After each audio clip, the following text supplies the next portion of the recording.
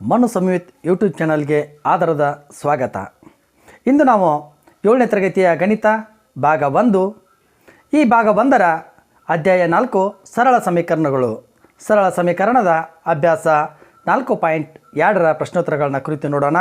ಅದಕ್ಕಿಂತ ಮುಂಚೆ ನಮ್ಮ ಚಾನಲನ್ನು ಇಲ್ಲಿವರೆಗೂ ಯಾರು ಸಬ್ಸ್ಕ್ರೈಬ್ ಮಾಡಿಲ್ವೋ ಸಬ್ಸ್ಕ್ರೈಬ್ ಮಾಡಿ, ಹಾಗೆ ಒಂದು ಲೈಕ್ ಕೊಡೋದನ್ನು ಮರಿಬೇಡಿ.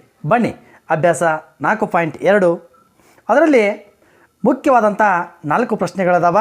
ಆ 4 ಪ್ರಶ್ನೆಯಲ್ಲಿ ಸಬ್ ಪ್ರಶ್ನೆಗಳು ಕೂಡ ನಾವಿಲ್ಲಿ ನೋಡಿ ಸಿಗ್ಬೋದು. ಈಗ ನೋಡಿ, ನಾ ಇಲ್ಲಿ ಅವಕ್ಕೆ ಉತ್ತರಗಳನ್ನ ರೆಡಿ ಮಾಡಿದ್ದೀನಿ. ಅಭ್ಯಾಸ 4.2 ಮುಂದಿನವುಗಳಲ್ಲಿ ಚರಾಕ್ಷರವನ್ನು ಪ್ರತ್ಯೇಕಗೊಳಿಸಲು ಬಳಸುವ ಪ್ರಥಮ ಹಂತವನ್ನು ತಿಳಿಸಿ, ನಂತರ ಸಮೀಕರಣವನ್ನು ಬಿಡಿಸಿ ಅಂತೇಳಿ ಹೇಳ್ತಾರೆ. ಈಗ 1ನೇ ಲೆಕ್ಕ x - 1 = 0. ಇದು ಸಮೀಕರಣ. ಈ ಸಮೀಕರಣ ಈ ಚರಾಕ್ಷರ x ಐತಲ್ಲ ಅದನ್ನು ಬೇರ್ಪಡಿಸುವಂಥ ಮೊದಲನೇ ಹಂತ LHS ಮತ್ತು RHS ಎರಡೂ ಬದಿಗೆ 1 ಸೇರಿಸುವುದು. ನೋಡಿ, ಎರಡು ಬದಿಗೆ 1 ಸೇರಿಸಲಾಗಿದೆ. ಈಗ ನಾವು ಏನು ಮಾಡಬೇಕಪ್ಪ ಅಂದ್ರೆ ಆ -1 ಮತ್ತು +1 ಹೋಗಿಸ್ಬೇಕು. ಅಂದರೆ -1ರಲ್ಲಿ +1 ಹೋಗಿಬಿಡುತ್ತೆ, ಅಂದರೆ x ಮಾತ್ರ ಉಳಿಯುತ್ತೆ. x = 1. ಇನ್ನು b ನೋಡಿ, ಇಲ್ಲಿ x + 1 = 0. ಎರಡು ಬದಿಯಲ್ಲಿ 1 ಕಳಿಬೇಕು. ಆಗ 2 ಡಿವೈಡ್ ಆಗುತ್ತೆ. ಆಗ x = -1 ಆನ್ಸರು ನಮಗೆ ದೊರೆಯುತ್ತೆ. ಇನ್ನು c ಗೆ ಬರೋಣ. x - 1 = 5. ಎರಡು ಬದಿಗೆ 1 ಸೇರಿಸಿ, ಆಗ 1 ಮತ್ತು -1 +1 ಹೋಗುತ್ತೆ. x = 5 + 1 6 ಉಳಿಯುತ್ತೆ. ಇನ್ನು d ಗೆ ಬರೋಣ. x + 6 = 2. ಅಲ್ಲಿ 6ಅನ್ನು ಎರಡು ಕಡೆ ಕಳಿಯೋಣ. ಆಗ 2 ಡಿವೈಡ್ ಆಯ್ತಂದರೆ ಈಗ 2 -6 ಅಂದರೆ ದೊಡ್ಡದರಲ್ಲಿ ಚಿಕ್ಕದನ್ನು ಕಳಿಬೇಕು, ಮೈನಸ್ ಇದ್ದರೆ. ಆಗ ದೊಡ್ಡದರ ಸಂಖ್ಯೆಯ ಚಿಹ್ನೆಯನ್ನು ಇಡಬೇಕು. x = -4.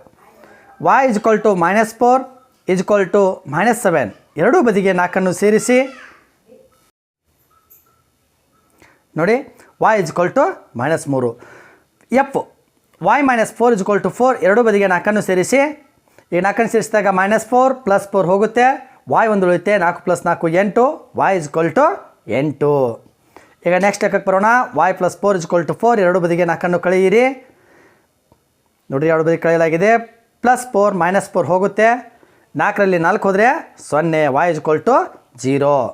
ಈಗ ಹೆಚ್ಚಕ್ಕೆ ಬರೋಣ. y + 4 = -4. ಎರಡು ಬದಿಯಲ್ಲಿ 4 ಕಳೆಯಿರಿ. y + 4 -4 = -4 ನೋಡಿ, ಪ್ಲಸ್ಸು ಮೈನಸ್ಸು ಹೋಗುತ್ತೆ. ಅವೆರಡು -4ಗಳನ್ನು ನಾವೇನು ಮಾಡಬೇಕಾಗುತ್ತೆ? ಕೂಡಿಸ್ಬೇಕಾಗುತ್ತೆ. ಎರಡು ಮೈನಸ್ ಇದ್ದಾಗ ಅದಕ್ಕೆ y = 8 ಆಗುತ್ತೆ. ಬನ್ನಿ ಎರಡನೇ ಲೆಕ್ಕಕ್ಕೆ ಹೋಗೋಣ. ಈ ಮುಂದಿನವುಗಳಲ್ಲಿ ಚರಾಕ್ಷರವನ್ನು ಪ್ರತ್ಯೇಕಗೊಳಿಸಲು ಬಳಸುವ ಪ್ರಥಮ ಹಂತವನ್ನು ತಿಳಿಸಿ, ನಂತರ ಸಮೀಕರಣವನ್ನು ಬಿಡಿಸಿ ಅಂತ ಹೇಳ್ತಾರೆ. a 3 l = 42. ಎರಡೂ ಬದಿಗೆ ನಾವಿಲ್ಲಿ ಏನು ಮಾಡಬೇಕಾಗುತ್ತೆ? 3ರಿಂದ ಭಾಗಿಸಬೇಕಾಗುತ್ತೆ. ಆವಾಗ ನಮಗೆ l ಮಾತ್ರ ಉಳಿಯುತ್ತೆ. ನೋಡಿ, 3 ಥರ ಭಾಗಿಸಲಾಗಿದೆ. ಈಗ ಅದಕ್ಕೆ ಕಡ್ತಾ ಹೊಡೆಯೋಣ. l ಉಳಿಯುತ್ತೆ. = ಏನಾಗುತ್ತೆ? 3 1 3 14. ಅಂದರೆ l = 14. ನಮಗೆ ಈ ಲೆಕ್ಕದಲ್ಲಿ ಉಳಿಯೋದು ಏನಪ್ಪ ಅಂದ್ರೆ l = 14 ನಮಗೆ ಉತ್ತರ ಸಿಗುತ್ತೆ. ಬನ್ನಿ b / 2 = 6. ಎರಡೂ ಬದಿಗೆ 2ರಿಂದ ಗುಣಿಸಿದಾಗ ಇಲ್ಲಿ ನಾವು ಸಾಮಾನ್ಯವಾಗಿ ಲೆಕ್ಕ ಮಾಡುವಾಗ ನಾವು ಭಿನ್ನರಾಶಿ ಲೆಕ್ಕದಲ್ಲಿ ತಿಳ್ಕೊಂಡಿರ್ತೀವಿ. ಕಡ್ತಾ ಹೊಡೆಯೋದನ್ನು ಕೆಳಗಿನದಕ್ಕೆ ಛೇದದಕ್ಕೆ ಮತ್ತೊಳ್ಳೆಯಲ್ಲಿ 8ಕ್ಕೆ ಕಡ್ತಾ ಹೋಗುತ್ತೆ. b 1 ಉಳಿಯುತ್ತೆ. 2 12 ಆಗುತ್ತೆ. ಇನ್ನು c ಗೆ ಬರೋಣ. p / 7 = 4. ಎರಡು ಬದಿಗೆ 7ರಿಂದ ಗುಣಿಸಿ. ಇಲ್ಲಿಯೂ ಕೂಡ ಸೇಮ್ ಆ b ಲೆಕ್ಕ ಐತಲ್ಲ ಅದೇ ರೀತಿ ಕಟ್ತಾ ಹೋಗೋದು. 4 7 28. d ಗೆ ಬರೋಣ. 4x = 25. ಎರಡು ಬದಿಗೆ 4ರಿಂದ ಭಾಗಿಸಿದಾಗ 4ಕ್ಕೆ 4ಕ್ಕೆ ಹೋಗುತ್ತೆ. ಇಲ್ಲಿ ಕಟ್ತಾ ಹೋಯ್ತಂದ್ರೆ ಇಲ್ಲಿ x ಮಾತ್ರ ಉಳಿಯುತ್ತೆ. ಅಲ್ಲಿ 4 ಅಂದರೆ 25 ಕಟ್ತಾ ಹೋಗೋದಿಲ್ಲ, ಅದಕ್ಕೆ 4ನೇ 25 ಹಾಗೆ ಉಳಿಯುತ್ತೆ. ಇನ್ನು ಈಗ ಬರೋಣ. 8y = 36. ಎರಡೂ ಬದಿ 8ರಿಂದ ಭಾಗಿಸಿ. ಆಗ 8y / 8 ಆಗುತ್ತೆ. 8ಕ್ಕೆ 8 ಹೋಗುತ್ತೆ. ಇಲ್ಲಿ 8 36 / 8 ಆಗುತ್ತೆ. ಇಲ್ಲಿ ಕಟ್ತಾ ಹೊಡಿಬೋದು, ಇಲ್ಲ ಹಾಗೆ ಇಡ್ಬೋದು. ಇನ್ನು ನಾವು f ಲೆಕ್ಕಕ್ಕೆ ಬರೋಣ. z / 3 = 4ನೇ 5. ಎರಡೂ ಬದಿಗೆ ನಾವು ಏನು ಮಾಡಬೇಕು? 3ರಿಂದ ಗುಣಿಸಿ. ಆಗ 3ರಿಂದ ಗುಣಿಸಿದಾಗ ಏನಾಗುತ್ತೆ? 3ಕ್ಕೆ 3 ಹೋಗುತ್ತೆ. z ಉಳಿಯುತ್ತೆ. ಅಲ್ಲಿ ನಾವು ಆರ್ ಎಚ್ ಎಸ್ ಕಡೆ 5 ಮೂರಲೆ 15 ಅಂದರೆ 15 ಡಿವೈಡ್ ಬೈ 4 ಅಂದರೆ 4ನೇ 15. ಜಿ ಲೆಕ್ಕಕ್ಕೆ ಬನ್ನಿ. ಹಾಗೆ 2 ಬೈ 5 15 7 ಎರಡು ಬದಿಗೆ 5ರಿಂದ ಗುಣಿಸಿದಾಗ ಇದಕ್ಕೆ 5 ಹೋಯಿತು. ಉಳಿತೈತಿ ಅಂದರೆ ಇಲ್ಲಿ 5 ಮತ್ತು 15 ಒಂದೇ ಮಗ್ಗೆ ಒಳಗಿರೋದ್ರಿಂದ ಕಟ್ತಾ ಹೋಗ್ತಾವ. ಆಗ 3ನೇ 7 ಬರುತ್ತೆ. ಎಚ್ ಲೆಕ್ಕಕ್ಕೆ ಬರೋಣ. 20 ಟಿ -10 ಎರಡು ಬದಿಗೆ 20ರಿಂದ ಭಾಗಿಸೋಣ. ಆಗ 20ಕ್ಕೆ 20 ಹೋಗುತ್ತೆ, ಟಿ ಉಳಿಯುತ್ತೆ. ಇಲ್ಲಿಯೂ ಕಟ್ತಾ ಹೋಗುತ್ತೆ, ಅಲ್ಲಿಯೂ ಕಟ್ತಾ ಹೋಗುತ್ತೆ. 10 ಒಂದಲೇ 10 ಎರಡಲೇ 10 ಎರಡಲೇ. ಇಲ್ಲಿ ಕಟ್ತಾ ಹೋದಾಗ ಟಿ -2 -2 ಒಂದು ಅಂಶ ಬರುತ್ತೆ. ಬನ್ನಿ ಈಗ 3ನೇ ಲೆಕ್ಕಕ್ಕೆ ಹೋಗೋಣ. ಚರಾಕ್ಷರಗಳನ್ನು ಪ್ರತ್ಯೇಕಗೊಳಿಸುವ ಹಂತಗಳನ್ನು ತಿಳಿಸಿ ನಂತರ ಸಮೀಕರಣವನ್ನು ಬಿಡಿಸಿ ಅಂದಾರ. ಈಗ 1ನೇದಕ್ಕೆ ಹೋಗೋಣ. 3n - 2 = 46 ಅಂದರೆ ಇಲ್ಲಿ 2 ಹಂತಗಳು ಬರ್ತಾವ. ಹಂತ 1ರಲ್ಲಿ 2ನ್ನು ಸೇರಿಸಬೇಕು. ಸೇರಿಸಿದಾಗ ನಮಗೇನಾಗುತ್ತೆ, 3 ಚರಾಕ್ಷರ ಒಳಗೊಂಡಿರುವಂಥ ಸಂಖ್ಯೆ ಒಂದು ಉಳಿಕಿದ್ದು ಏನಾಗುತ್ತೆ, ಡಿವೈಡ್ ಆಗುತ್ತೆ. ಅಂದರೆ 2ಕ್ಕೆ -2 + 2 ಹೋಗುತ್ತೆ. ನಮಗೆ 3n ಮಾತ್ರ ಉಳಿಯುತ್ತೆ. = 46ಕ್ಕೆ 2 ಸೇರಿಸಿದರೆ 48 ಆಗುತ್ತೆ. ಹಂತ 2ರಲ್ಲಿ ನೋಡಿರಿ, ಎರಡು ಬದಿಗೆ 3ರಿಂದ ಭಾಗಾಕಾರ ಮಾಡಿದಾಗ 3ಕ್ಕೆ 3 ಹೋಗುತ್ತೆ, n ಮಾತ್ರ ಉಳಿಯುತ್ತೆ.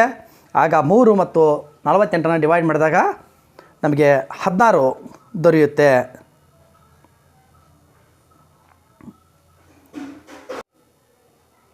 ಬನ್ನಿ ಈಗ ಬಿ ಲೆಕ್ಕಕ್ಕೆ ಹೋಗೋಣ. 5m + 7 = 17. ಎರಡು ಬದಿ 7ರಿಂದ ಕಳೆಯಿರಿ. ಕಳೆದಾಗ ಏನಾಗುತ್ತೆ, 7ಕ್ಕೆ 7 ಹೋಗುತ್ತೆ, 5m ಉಳಿಯುತ್ತೆ ಎಲ್ ಎಚ್ ಎಸ್ ಕಡೆ.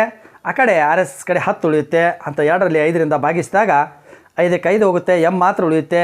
5 ಒಂದಲೇ 5 ಎರಡಲೇ ಅಂದರೆ m ಎಷ್ಟಾಗುತ್ತೆ, m ಏನಾಗುತ್ತೆ 2. m 2 ನಮಗೆ ಸಿಗುತ್ತೆ. ಸಿ ಲೆಕ್ಕಕ್ಕೆ ಬರೋಣ. 20p / 3 = 40. ಎರಡು ಬದಿಗೆ 3ರಿಂದ ಗುಣಿಸಿದಾಗ ಏನಾಗುತ್ತೆ, 20p ಮಾತ್ರ ನಮಗೆ ಉಳಿದಕ್ಕೆ ಸಹಾಯ ಆಗುತ್ತೆ ವಿದ್ಯಾರ್ಥಿಗಳೇ. ಆಗ 20p = 120 ಆಗುತ್ತೆ. ಹಂತ 2ರಲ್ಲಿ ಎರಡು ಬದಿ 20ರಿಂದ ಭಾಗಿಸೋಣ. ಒಂದು 20 ಹೋಗ್ಬೇಕಲ್ಲ, ಪಿ ಮಾತ್ರ ಉಳಿಬೇಕು. ಭಾಗಿಸಿದಾಗ 20ಕ್ಕೆ 20 ಹೋಯಿತು, ಪಿ ಉಳಿತು. 21 26 120 ವಿದ್ಯಾರ್ಥಿಗಳೇ. ಈಗ 3ನೇದರಲ್ಲಿರುವಂಥ ಕೊನೆಯ ಲೆಕ್ಕ ಡಿ. 3p / 10 = 6. ಹಂತ 1ರಲ್ಲಿ 10ರಿಂದ ಗುಣಿಸೋಣ. ಆಗ ಏನಾಗುತ್ತೆ ನೋಡಿ, 10ಕ್ಕೆ ಛೇದದಲ್ಲಿರುವ 10 ಮತ್ತು ಗುಣಾಕಾರದ 10 ಎರಡು ಹೋಗುತ್ತೆ. ಹೋದಾಗ 3p = 60 ಆಗುತ್ತೆ. ಭಾಗಿಸಿ. ಈಗ 3p / 3 ಅಂದರೆ 3ಕ್ಕೆ 3 ಹೋಗುತ್ತೆ, 3 ಒಂದಲೇ 3 20 ಏನು ಬರುತ್ತೆ, 20. p = 20. ಸರಿ, ಕೊನೆಯ ಲೆಕ್ಕ 4ನೇದ್ದು. ಮುಂದಿನ ಸಮೀಕರಣಗಳನ್ನು ಬಿಡಿಸಿ. ಇದರಲ್ಲಿರುವಂಥ ಲೆಕ್ಕ ನೋಡ್ಕೊತಾ ಹೋಗೋಣ. ಇದನ್ನು ನಾವು ಸ್ಥಳಾಂತರಗೊಳಿಸುವಂಥ ಕ್ರಮದಿಂದ ಮಾಡೋಣ. 10p = 100. ಈಗ 10ನ್ನು ಸ್ಥಳಾಂತರಿಸಿದಾಗ ಅಂದರೆ ಎಲ್ ಎಚ್ ಎಸ್ ಕಡೆಯಿಂದ ಆರ್ ಎಚ್ ಎಸ್ ಕಡೆ ಬಂದಾಗ ಭಾಗಾಕಾರ ಆಗುತ್ತೆ. ಆಗ 0ಕ್ಕೆ 0 ಹೋಯಿತು. ನೋಡಿರಿ, ಇನ್ನು ಬಿಗೆ ಬರೋಣ. ಇಲ್ಲಿ ಸೇಮ್ ಅದನ್ನೇ ಸ್ಥಳಾಂತರಿಸುವ ಕ್ರಮವನ್ನು ಪ್ರತಿಯೊಂದು ಲೆಕ್ಕದಲ್ಲಿ ನಾವು ಮಾಡ್ತಾ ಹೋಗೋಣ. ಪ್ಲಸ್ ಇದ್ದದ್ದು ಮೈನಸ್ ಆಗುತ್ತೆ. ಆಗ 10 / ಇದ್ದದ್ದು ಏನು 10 ಗುಣಾಕಾರ ಇದ್ದದ್ದು ಈಚೆ ಕಡೆ ಬಂದು ಭಾಗಾಕಾರ ಆಗುತ್ತೆ. ಆಗ 10 ಒಂದಲೇ 19 ಅನ್ಕೋರಿ. ಇಲ್ಲ 0ಕ್ಕೆ 0 ತೆಗೆದರೆ p = 9 ವಿದ್ಯಾರ್ಥಿಗಳೇ. ಈಗ ಸಿಗೆ ಬನ್ನಿ. p / 4 = 5. ಈಗ 4ನ್ನು ನಾವು ಆಚೆ ಕಡೆ ಎತ್ತಿ ಹಾಕಿಬಿಡೋಣ. ಆಗ p = 5 ಗುಣಾಕಾರ 4, p = 20. ಈಗ ಡಿಗೆ ಬನ್ನಿ. -p / 3 = 5. -p = 5 ಗುಣಾಕಾರ 3 ಅಂದರೆ ಭಾಗಾಕಾರ ಇತ್ತಲ್ಲ, ಅದಲ್ಲಿ ಬಂದು ಗುಣಾಕಾರ ಆಯಿತು. -p = ಎಷ್ಟಾಯಿತು, 15 ಆಯಿತು. +15 ಆಯಿತು.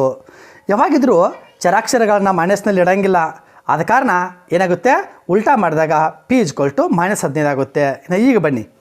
3p / 4 = 6. 3p ಬರೋಬ್ಬರಿ 6 × 4 ಅಂದರೆ 3p = 24 ಆಯಿತು. p = 24 / 3 ಆಯಿತು. ಕಡತವನ್ನು ಹೊಡೆದಾಗ ನಮಗೆ p = ಎಷ್ಟಾಯಿತು, 8 ಆಯಿತು. ಎಫ್ಗೆ ಬರೋಣ. 3s = -9. s = -9 / 3. ಆದ್ದರಿಂದ s = -3 ಆಗುತ್ತೆ. ಜಿಗೆ ಬರೋಣ. 3s + 12 = 0. 3s = 0 - 12 ಅಂದರೆ 3s = -12 ಆಗುತ್ತೆ.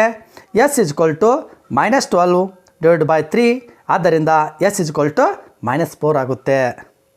-4 ಯಾಕಂದರೆ ಈ ಮೈನಸ್ ಇದ್ದಲ್ಲಿ ನಾವು ಭಾಗಾಕಾರ ಮಾಡಿದ್ದೀವಿ ಅಂದರೆ ಮೈನಸ್ ಬರುತ್ತೆ. ಎಚ್ಗೆ ಬರೋಣ. 3s = 0 ಅದನ್ನು ಈಚೆ ಕಡೆ ತೊಗೊಂಡಾಗ ಇರುತ್ತೆ s = 0/3 ಅಂದರೆ s = 0 ಆಗಿಬಿಡುತ್ತೆ. I 2q = 6 q = 6/2 ಆದ್ದರಿಂದ q = ಕಡತವನ್ನು ನಾವು ಹೊಡೆದಾಗ 2 1 2 3 3 ಬರುತ್ತೆ. ಜೆಗೆ ಬರೋಣ. 2q - 6 = 0 2q = 0 + 6 ಆದ್ದರಿಂದ 2q = 6 ಆಗುತ್ತೆ. q = 6/2 q = 3. ಕೆಗೆ ಬರೋಣ. 2q + 6 = 0 2q = 0 - 6 2q = -6 ಆಗುತ್ತೆ. q = -6/2 q = -3. ಬನ್ನಿ last 2q + 6 = 12 2q = 12 - 6 2q = 6 q = 6/2 q = 3. ಇಲ್ಲಿವರೆಗೂ ವಿಡಿಯೋವನ್ನು ವೀಕ್ಷಿಸಿದ್ದಕ್ಕೆ ಥ್ಯಾಂಕ್ ಯು.